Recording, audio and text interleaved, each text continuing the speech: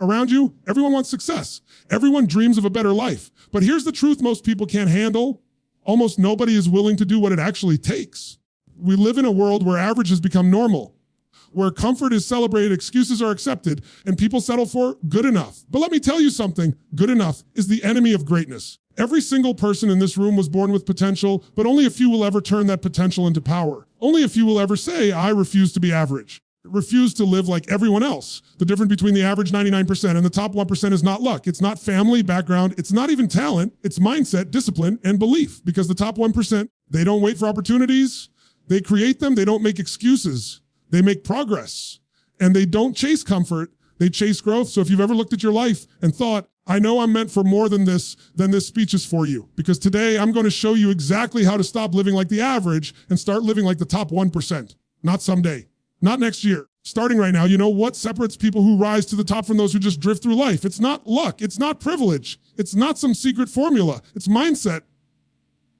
The way you see yourself, your life, the challenges that come your way. Because everything you experience in life, every decision you make, every habit you form, it all begins with what's happening in your mind. Most people live in a world of comfort. They spend their lives trying to avoid pain instead of chasing growth. They want success without sacrifice, results without effort, confidence without taking action. But life doesn't work that way. Growth doesn't come from what's easy, it comes from what's uncomfortable. The people who reach the top 1% aren't the ones who avoid the struggle, they're the ones who run toward it. Comfort is seductive. It feels good, it feels safe. Comfort kills progress. The moment you choose comfort over challenge, you choose average over excellence. You choose to stay exactly where you are. And most people spend their entire lives in that space, trapped by their own habits, their own fears, own excuses. Let me tell you something, if you're not growing, you're dying. There's no middle ground. You can't stay the same. Life is always moving. And if you're not evolving, life will leave you behind. The top 1% understand that growth is not optional, it's essential. They look at fear and think, this is where I'm supposed to go. They feel resistance and say, that's the direction of my next breakthrough. Think about it. Everything you've ever achieved, everything that's ever made you proud, came from doing something uncomfortable. You learned to walk by falling. Learn to speak by making mistakes. You built confidence by surviving moments that scared you. Growth has always been waiting on the other side of discomfort. So why, as adults, do we run from it? Because the mind loves patterns. It loves familiarity. Your brain's number one job is survival, not happiness, not success, not greatness. Survival. And that's why it wants to keep you safe, doing the same things, thinking the same thoughts, living the same life. You were not designed to live the same day over and over again until you die. You were built to expand, to push boundaries, to explore your potential. The moment you start challenging your comfort zone, your identity begins to shift. Suddenly, you're no longer the person who can't. You become the person who does. You're no longer waiting for confidence. You're building it through action. That's what mindset is all about. Not positive thinking, repeating affirmations until you believe them, but reprogramming the way you respond to life. When the top 1% face fear, they don't freeze. They focus. They ask, what can I learn from this? How can I grow from this? They've trained their minds to see problems as opportunities. Because here's the truth, life will always test you. The difference is the average person sees a test and quits, while the top 1% sees a test and transforms. You've got to learn to find power in your pain. Every failure, every rejection, every setback. It's not there to stop you. It's there to shape you. When life gets hard, that's your signal that something inside you is ready to level up. Question is, will you listen to that signal or will you silence it with excuses? Stop waiting for the perfect time. Stop waiting to feel ready to feel ready. Top percent don't wait, they act. They understand that growth requires momentum. Momentum comes from motion. You've got to move. Even if you stumble, even if you fall, keep moving. Because it's not about perfection, it's about progress. Every step forward, no matter how small, builds power. You see, success doesn't come from what you do once. It comes from what you do consistently. And that consistency starts with the mindset that says, no matter what, I'm not stopping. You have to decide, really decide that you're done living like everyone else, that you're done shrinking your dreams to fit your comfort zone.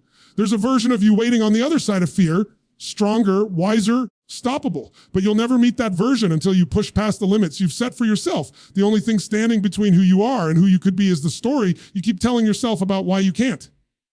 So rewrite that story. Replace I can't with I will. Replace someday with today. Replace fear with faith. Because the moment your mindset changes, your entire life changes. You begin to walk differently, think differently, act differently. And before you know it, people will look at you and wonder what happened. What happened is simple. You stopped being average. You stopped letting fear make decisions for you. You stopped living in comfort and started living in growth. When you do that, when you commit to that, you become unstoppable. Because the truth is, growth is never easy, but it's always worth it. You know, people talk about motivation like it's some kind of magic switch, Like one day you wake up, feel inspired, and suddenly your life changes. But that's not how it works. Motivation is unreliable. It's emotional. It comes and goes like the weather. One day you're fired up, ready to conquer the world, and the next day you're hitting snooze, scrolling your phone and telling yourself you'll start again tomorrow. And that's the trap most people live in. They're addicted to motivation but allergic to discipline. The truth is, motivation might get you started.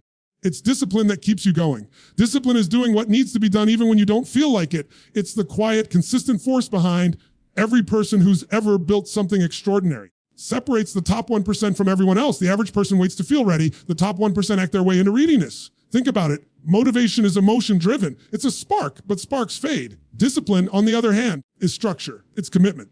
It's the muscle you build through repetition, through consistency, through doing the hard things when your mind screams for comfort. Because the truth is, you'll never rise to the level of your goals. You'll fall to the level of your habits. And that's what discipline really is. The art of creating habits that serve your future, not your comfort. Most people live like this. They wait for inspiration. They wait for energy. They wait for the right time. But the top performers, they don't wait. They decide who they are going to be, and then they live in alignment with that decision every single day. It's not glamorous. It's not easy. That's what makes it powerful. Discipline is waking up when your body wants to sleep. It's going to the gym when you'd rather stay home. It's choosing to work on your dreams when no one's watching, when there's no applause, no reward. No instant gratification, that's the part of success nobody sees. It's built in silence, in sweat, and repetition. People always say, I'll start when I feel motivated.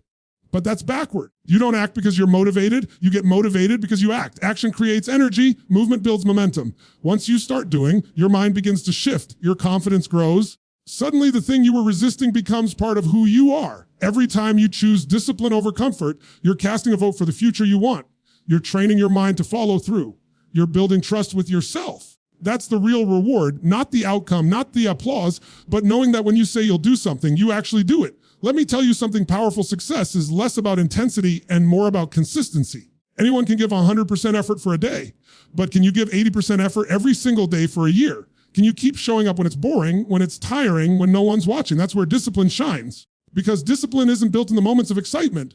It's built in the moments of silence, in the grind, in the ordinary days when quitting seems easier. People at the top don't always feel motivated. They've just mastered the art of acting without needing to feel like it. They know emotions lie. They know that if you wait until you feel right, you'll never move. So they stop negotiating with themselves. They take the emotion out of the equation and rely on commitment. It's like brushing your teeth. You don't need motivation to do it because it's just who you are. Discipline has to become the same. And yes, in the beginning, building discipline feels unnatural. You'll resist it. You'll make excuses. But here's the truth. The pain of discipline weighs ounces. The pain of regret weighs tons. Every time you skip the work, every time you break your promise to yourself, you're teaching your mind that your word doesn't matter. But every time you follow through, even when it's inconvenient, you build inner strength, and that strength compounds. Think of discipline like a muscle. The more you use it, the stronger it gets. But if you let it sit, it weakens. The problem is people try to change everything at once. They want instant transformation. That's not how growth works. Start small. One habit, prove to yourself you can stay consistent, then build another.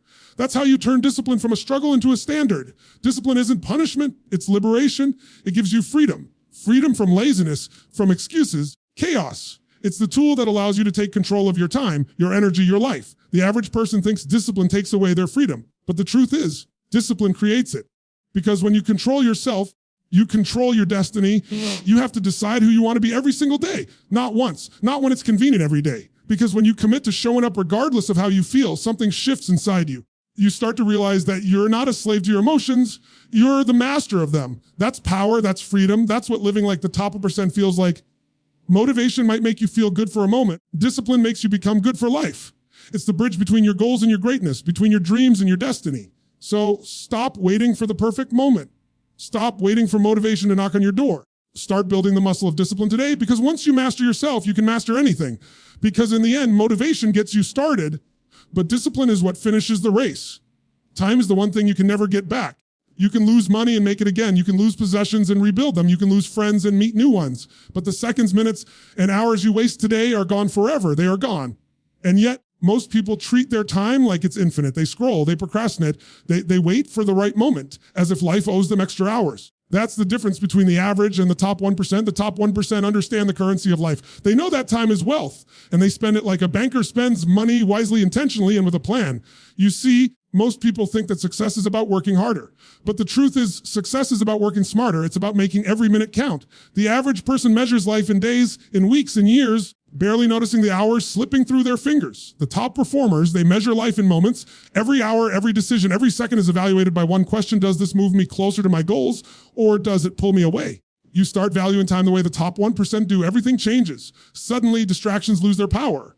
Social media, endless meetings, meaningless conversations, they're no longer harmless fillers. They become thieves of your future. You realize that every lost hour is a choice, and every choice carries a consequence. Most people spend time reacting. They wake up and drift through the day, waiting for things to happen to them. But the top 1%, they spend their time creating. They plan their days. They prioritize the activities that compound their results. They protect their energy and their focus like a fortress, because they understand a simple truth: where you invest your time is exactly where your life will grow. Think about the people you admire most, the billionaires, the athletes, the visionaries. The reason they stand out isn't that they have more hours than you. They don't. Everyone has 24 hours. They have is the ability to guard those hours with intention. They refuse to let mediocrity steal their minutes. They don't spend hours worrying about what others think, or debating small issues, or drifting through meaningless routines.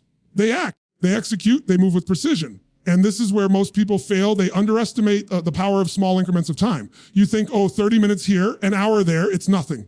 But let me tell you, every minute counts. Every hour compounds. One day, 1 week, 1 year, suddenly those wasted hours turn into lost opportunities, lost growth, lost potential. The top 1% don't ignore the small moments. They leverage them. They turn 30 minutes into learning a new skill, into planning, into creating value. They turn an hour into action that multiplies over time. Prioritization is everything. You have to learn to say no. The average person says yes to everything: emails, social media obligations, distractions, and ends the day exhausted, frustrated, and wondering why progress feels so slow. The top 1% say yes only to the things that matter. They understand that saying yes to something unimportant is the same as saying no to their future. Every decision becomes a vote for the life they want. And when you start voting for your own growth instead of instant gratification, your life transforms.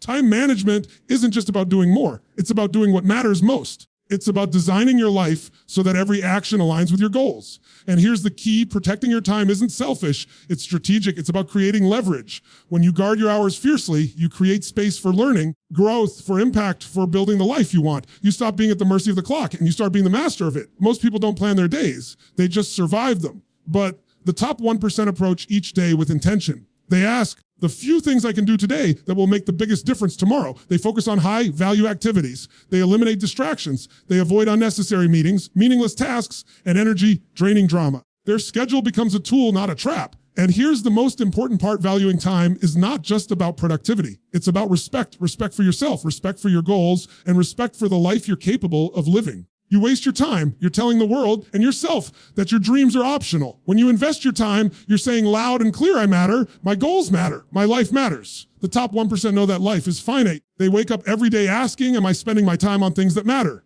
Am I creating, learning, growing, giving, leading? And they guard their hours with ruthless commitment because they understand the stakes. The clock doesn't stop, doesn't wait. Every moment that passes is gone forever. And the people who rise above average are the ones who refuse to let a single moment slip away without purpose. Time is the most valuable asset you have. You can make more money, you can earn more fame, you can acquire more possession, but you cannot make more time. And when you truly grasp that, when it finally sinks in, your life begins to change. Your priorities shift, your focus sharpens, your actions gain power. So start today. Stop letting your hours disappear into nothingness. Stop giving your time away to things that don't serve you. Protect your schedule.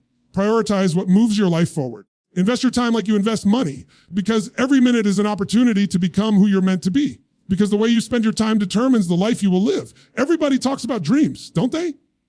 Everyone wants to be rich, successful, respected, admired. Everyone wants a life that looks amazing on the outside. But here's the problem: dreams without skills are just fantasies. You can dream all day, imagine all night, write down your goals, create vision boards, still end up exactly where you are if you don't do the work. Because dreaming feels good, but building skills builds results. The top 1% don't just hope for things to happen, they prepare for them. They know that talent alone is not enough. Passion without skill is useless. They understand that the world rewards competence. It doesn't reward intentions or excuses or wishful thinking.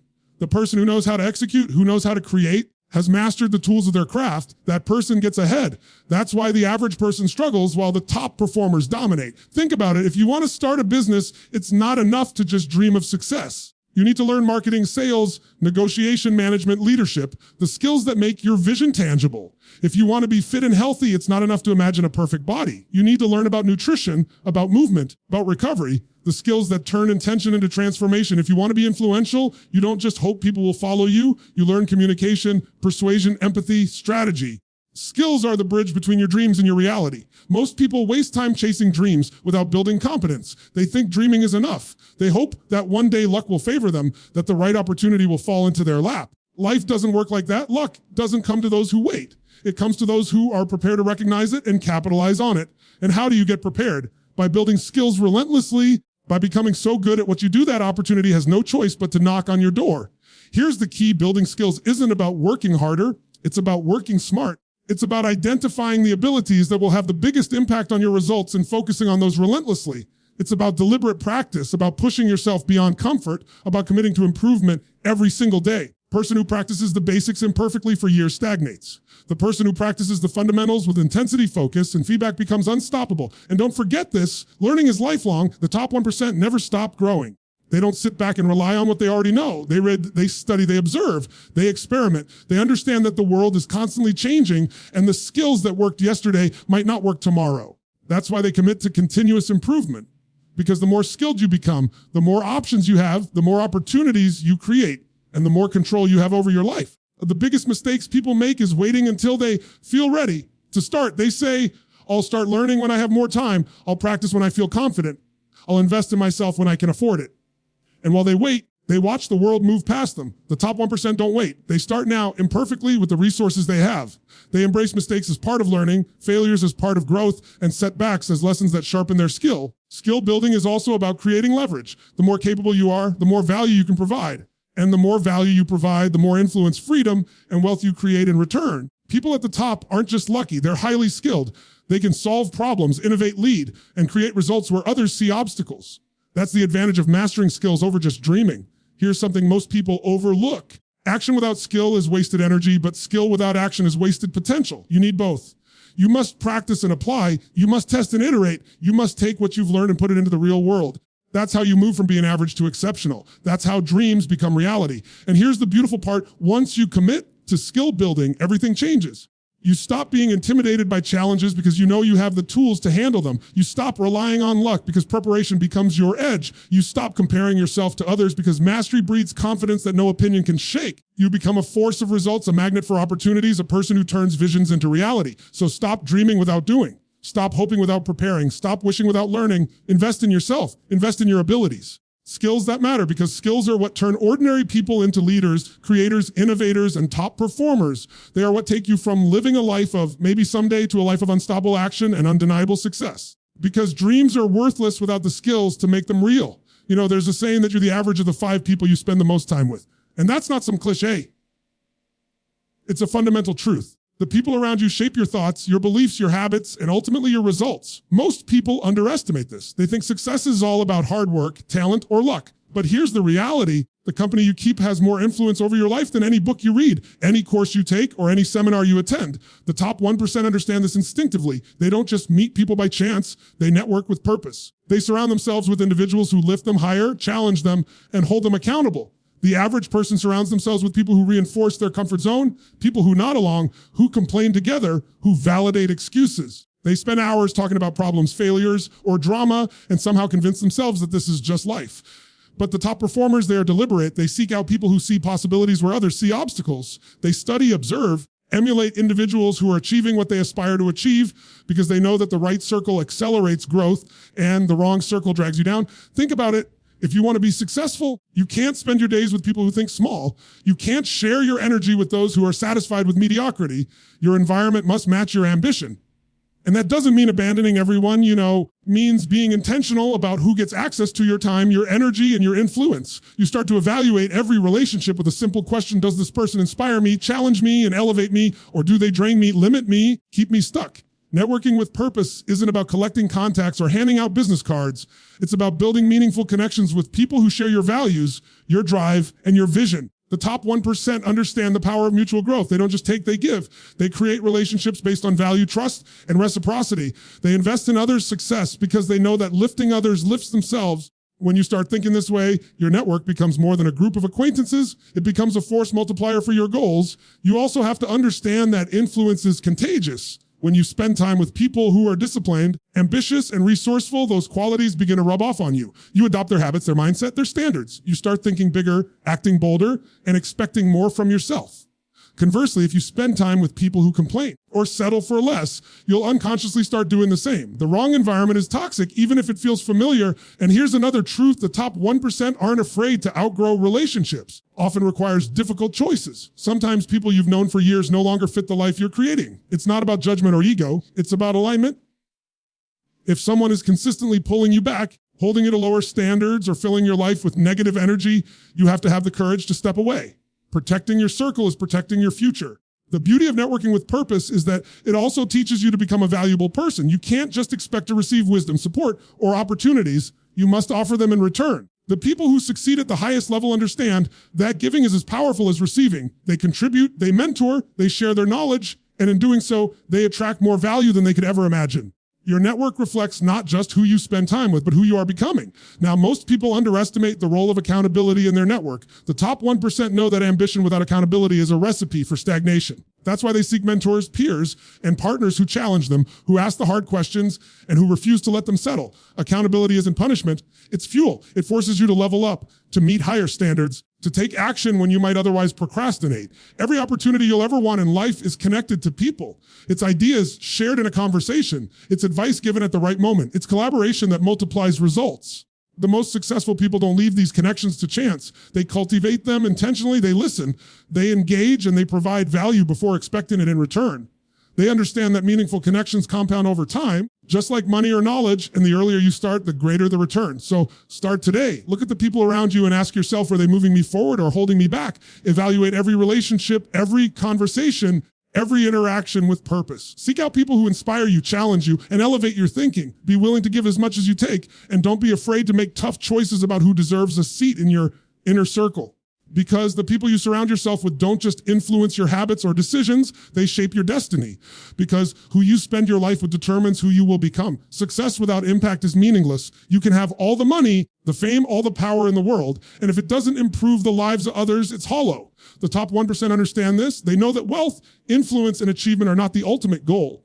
Creating value for others is. Serving is not just a moral choice, it's a strategy. The more you give, the more you create, the more you become indispensable. And the moment you understand that your success is intertwined with the lives you touch, your entire perspective changes. Most people chase success as if it's a trophy, something they can hold up and admire. They think it's about status, possessions, or personal comfort. But the top performers know that true fulfillment comes from contribution, from leaving a legacy, from making a difference. That's why they measure success differently. They don't count the zeros in their bank account. They count the lives they've impacted, the problems they've solved, the opportunities they've created for others. That's the real metric. You see, when you focus only on yourself, you hit a ceiling. Your growth becomes limited because you're operating from scarcity, a mindset that there's only so much for you to take. But when you focus on serving others, your mindset shifts to abundance. You start thinking about possibilities, about ways to innovate, about how to create more value. And here's the secret: when you give more than you take, the universe responds. Opportunities find you. People support you. Open that would have remained closed if you were only thinking about yourself. Serving doesn't mean sacrificing your goals. It means aligning your goals with the value you can create. Every successful person you admire has done this. They solved problems that mattered. They offered solutions people needed. And in doing so, they elevated themselves while elevating others. The top 1% don't hoard knowledge, opportunities, or resources. They share them strategically. That creates leverage far beyond what they could achieve alone. The challenge is that serving requires humility. It requires listening more than talking. It requires empathy, patience, and understanding. Most people fail because they're too focused on proving themselves, too busy climbing the ladder to notice the people around them. But those who rise above, who leave a mark that lasts, understand that leadership is service. Influence is service. The more people you help rise, the higher you rise yourself. Think about the impact of mentorship. Think about the difference between someone who lifts others up and someone who competes selfishly. One builds a network of trust, loyalty, isolates themselves, burning bridges along the way. The top 1% don't just accumulate power, they accumulate influence, and influence comes from the willingness to serve. People follow those who help them become better, see potential in them, who invest in their growth. And that is infinitely more powerful than money or position alone. Serving also builds resilience. When you're focused solely on yourself, setbacks feel personal. Failures hurt more because it's all about ego, but when your mission is bigger than you, when it's about improving lives, solving problems, creating change, challenges become opportunities to learn, to innovate, and to strengthen your impact. Purpose becomes a force that propels you forward, even when circumstances are tough, because you're no longer motivated just by gain, you're motivated by contribution. The top 1% understand that serving is also strategic. They recognize that the relationships and networks they build through genuine contribution compound over time. When you help someone succeed, you create goodwill, trust, and loyalty. When you provide value, people naturally want to reciprocate support, collaborate with you. Serving is not weakness, it is leverage. It's what allows ordinary people to achieve extraordinary results. And let's be clear, serving doesn't always mean grand gestures. It's not just about philanthropy or public recognition. Sometimes serving means answering a question, solving a problem, listening attentively, or sharing knowledge. Every act of value, no matter how small, compounds. The top 1% understand this. They invest in people consistently, knowing that impact multiplies over time. Their influence is exponential because it's rooted in genuine contribution. The people who rise above average don't just take from life. They give back. They create. They innovate, they solve, and they elevate. And in the process, they become unstoppable. Success that serves is sustainable, fulfilling, and far-reaching. It leaves a legacy. It changes not just their life, but the lives of everyone they touch. That's the difference between someone who is simply wealthy, someone who is truly powerful. So start asking yourself today, how can I serve? How can I create value? How can my success lift others while lifting me? Stop thinking of wealth influence, achievement as endpoints. Start seeing them as tools to solve problems, to make lives better, and to leave a mark that lasts. Because when you commit to serving, your life gains purpose. Your work gains meaning. Influence becomes unstoppable. Because true success is measured not by what you gain, but by how many lives you elevate along the way.